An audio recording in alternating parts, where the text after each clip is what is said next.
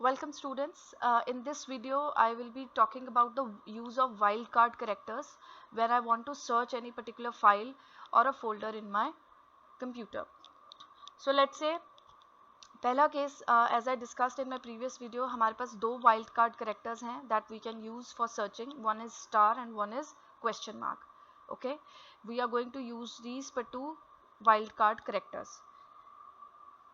So let's say मेरे पास एक file है, I go to drive F and I go to this test folder. यहाँ पे मेरी फाइल्स हैं. आइडली यहाँ पे बहुत सारी फाइल्स होंगी. Right now I just have 4 files in this folder. This is just for your explanation. So first case I can discuss is just in case. एक तो केस हमने डिस्कस कर चुके हैं जहाँ मुझे मेरे फाइल या मेरे फोल्डर का नाम याद है पूरा, कि मुझे याद था कि मेरे फोल्डर का नाम टेस्ट है, मैंने टेस्ट लिखा तो उसने मेरा फोल्डर शो कर दिया सर्च रिजल्ट्स में. अब एक ऐसा केस भी हो सकता है मुझे इतना याद है कि मेरी जो फाइल मैंने सेव की है मुझे उसका फर्स्ट कैरेक्टर ही याद है. आई डोंट रिमेंबर कि वो एक पीडीएफ फाइल थी या वो पीपीटी थी या वो कोई डॉक्यूमेंट फाइल थी, वर्ड डॉक्यूमेंट फाइल थी, मुझे ये भी नहीं याद. मुझे याद है तो सिर्फ ये कि उस फाइल का नाम एल से शुरू होता है. ठीक है, तो उस केस में what we can do is I will use wild card character. So what I will do is, मैं ढूंढना चाहती हूँ वो फाइल जिसका नाम एल से शुरू होता है. मुझे उसकी एक्सटेंशन भी याद नहीं है और मुझे उसके बाकी लेटर्स भी याद नहीं है, सिर्फ फर्स्ट लेटर याद है which is L. So I type L here and then I type star dot and then star again. As soon as I type this, do you see here, I type L and I type dot, I type star and then dot and then again star. इसका मतलब ये है कि I just remember the name, first character, first letter of my file. मुझे उसकी extension भी नहीं याद है. इस केस में जब मैंने ये टाइप किया, what do I get?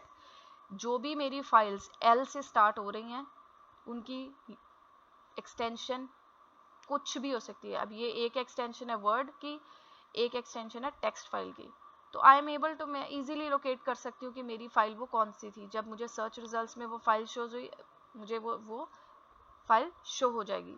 This is the case when I just remember the first letter of my file. अब एक ऐसा केस भी हो सकता है जहाँ पे मुझे फर्स्ट लेटर भी नहीं याद, पर मुझे सिर्फ इतना याद है कि वो फाइल जो मैंने सेव की थी वो एक वर्ड डॉक्यूमेंट फाइल थी. मुझे सिर्फ इतना याद है कि मेरी फाइल वर्ड डॉक्यूमेंट फाइल थी. आई डोंट रिमेंबर कि उसका फर्स्ट लेटर भी क्या था.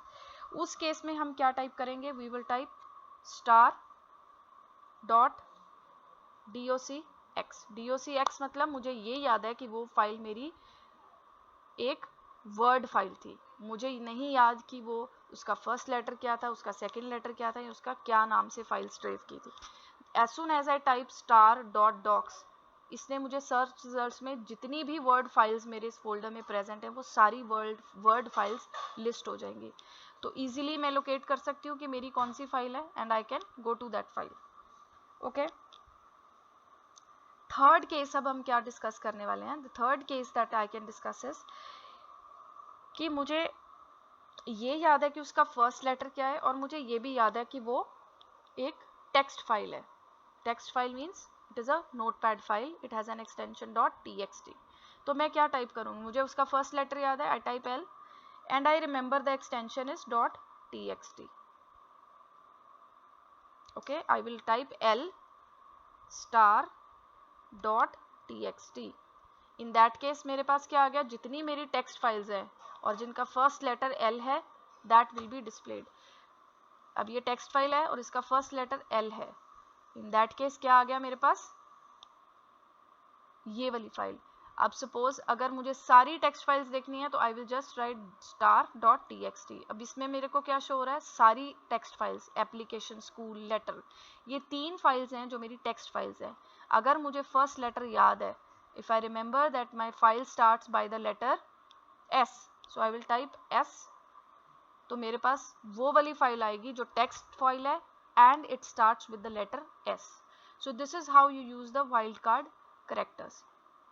Okay, now I will tell you the use of question mark. दो wildcard characters थे हमारे पास, एक स्टार था एक question mark. हम इनको अलग अलग भी यूज कर सकते हैं और we can use it in the combination. हम दोनों को इकट्ठा भी यूज कर सकते हैं.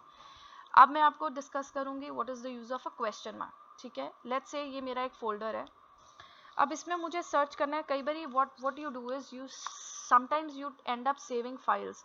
जैसे मेरे पास कोई, मैं जावा के प्रोग्राम्स बना रही हूँ, I create program 1, program 2, program 3, program 4, ठीक है। What do I do is, मुझे अपने जितने भी in that case look in this folder, I have 3 files, test1, test123, test321, ठीक है। what I do want is कि मेरे पास सारे वो डॉक्यूमेंट्स आ जाए जो कि टेस्ट नाम से शुरू हो रहे हैं। आई डोंट रिमेंबर उसमें 1 आ रहा है पीछे, 1 2 3 आ रहा है, जितने भी टेस्ट नाम के डॉक्यूमेंट्स शो हो रहे हैं, and they are documents means they are word documents और टेक्स्ट डॉक्यूमेंट्स। इस केस में मेरे पास 2 टेस्ट डॉक्यूमेंट्स है, test1, test123, जो कि टेक्स्ट फाइल्स हैं। तो what do I type here test question mark dot txt. what it is going to show me is, it is going to show me all the files जो test नाम से शुरू हो रहे हैं और वो टेक्स्ट फाइल्स हैं, और उनकी एक्सटेंशन क्या है, .txt। उनका नाम क्या है, टेस्ट नाम से शुरू हो रहे हैं, no matter it can be 1 2 3 1 3 2 1, वो सारी फाइल्स शो होंगी जो टेस्ट नाम से शुरू हो रही हैं, and that have an extension .txt, right. अब सपोज मुझे फाइल्स ढूंढनी है जो टेस्ट नाम से शुरू हो रही हैं और उनके आगे 3 कैरेक्टर्स है, ठीक है, पर वो टेक्स्ट फाइल है। तो इसने क्या शो किया, मुझे मेरा सर्च रिजल्ट्स आ गई टेस्ट, और जितने भी फाइल्स मेरी टेस्ट नाम से स्टोर्ड हैं and which are text files that will be displayed here, okay. So students, this is very important and this is given on page number 18 of your textbooks. You should remember ki what is the use of star and what is the use of question mark, okay. If you have computers at your home, you can try this in your search bar.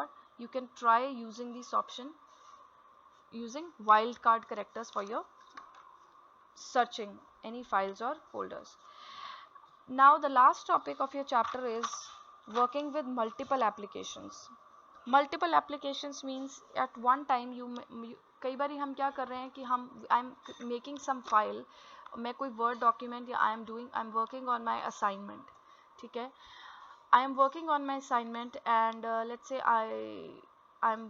I'm just making my word document, and while making the assignment I want to look for some word, कोई ऐसा word है जिसका मुझे meaning ढूंढना है dictionary में। So in that case you can search something on the net also, ठीक है।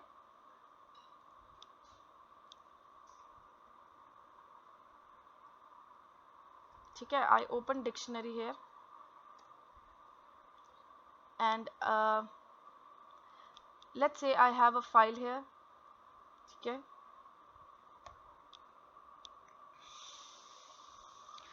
and right now I'm just creating a document and I am just typing something in this document. Meanwhile जब मैं अपनी assignment complete कर रही हूँ और I am typing something, I want to look for some word, I want to look for a meaning of that word, ठीक है। तो आप क्या करते हो, साइड बाय साइड आप क्या करते हो, आप गूगल क्रोम खोलते हो, आप गूगल पे जाते हो and you look for the meaning of that word, ठीक है। अब मुझे I want to look for the meaning of this word scenario in this example. मैं यहाँ पे टाइप करूँगी scenario, okay. I want to look, this is just an example that I'm giving you. I am looking for the meaning of this word. So what am I doing? I am doing 2 things at a time. I am making my assignment also and I am using Google also to look for some terms and meanings which I don't know. So what are you doing? You are using 2 applications at one time. What do you do in that case? If you want to work side by side, what do you do is, this is your taskbar, okay. You right click anywhere blank portion of your taskbar, okay. Let's say I am working on these 2 windows. So what I do, I right click on this taskbar, you see this option show windows side by side, I will click on this option. तो क्या हुआ, I can type here